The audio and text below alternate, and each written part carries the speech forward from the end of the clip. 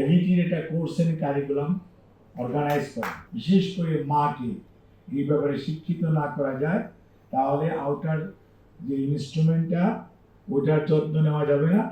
Cochlear implant এটা কিন্তু খুব একটা সফিস্টিকেটেড সার্জারিটা খুব ইজি, বাট সার্জারিটা মেটিকুলাসলি করতে হয় এবং খুব একটা অ্যাসেপ্টিভ এনভায়রনমেন্টে করতে হয়। এবং এই সবচেয়ে বড় কথা, লাগাইলেন তো লাগানোর পরে আপনাকে ট্রেন আপ করতে হবে। একটা বাচ্চা কোনোদিন কথা শুনতো না, কোনোদিন কথা বলতে পারতো না, কানে শুনতো না, হঠাৎ করে সে শব্দ শুনতেছে।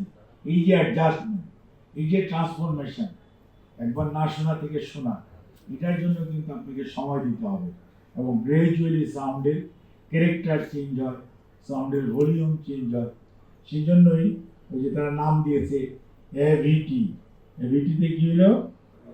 অডিও মানে কানে শোনা, ভার্বাল মুখে বলা, এটা মানে থেরাপি। টি মানে এখন এই সেন্টার আবার দরকার, কারণ এটি যদি গ্রাজুয়ালি বাচ্চার বিশেষ করে মাকে এই ব্যাপারে শিক্ষিত না করা যায় তাহলে আউটার যে ইনস্ট্রুমেন্টটা ওটার যত্ন নেওয়া যাবে না। আরেকটা হচ্ছে যে বাড়িতে এখানে তো নার্স টেকনিশিয়ান বা অডিওমেট্রিশিয়ান ওনারা শিখিয়ে দিচ্ছে, কিন্তু এটা তো সবসময় করতে হয়।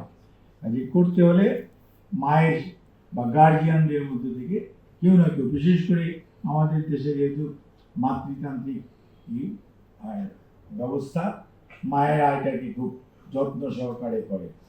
এই কাজটার জন্য আমি ককলিয়ার ইমপ্লান্টের পাশাপাশি শাহিন বা রিফাতদেরকে বলবো যে আপনারা এভিটির একটা কোর্স এন্ড কারিকুলাম অর্গানাইজ করেন, একটা স্ট্রাকচার ট্রেনিং প্রোগ্রাম করেন। এবং এখানে মেজবা যেহেতু বসা আছে, এগুলো নিয়ে মন্ত্রণালয়ে দৌড়াদৌড়ি কোনো প্রয়োজন পড়ে না। এগুলো just go to the DG medical education, have it done, approve করেন, স্টেট মেডিকেল ফ্যাকাল্টিতে দিবেন, দে উইল অ্যাপ্রুভ ইট। মন্ত্রণালয়ে জাস্ট একটা ক্লারিক্যাল রিকগনিশন দরকার। এটার জন্য ওনাদের পিছনে ঘোরা, they don't have any technical knowledge. Ministry does not have any technical knowledge. Technical knowledge lies with the Director General Medical Education. So they are the people. তারা করবে, আর এটার সার্টিফিকেশন কে দিবে? State medical faculty.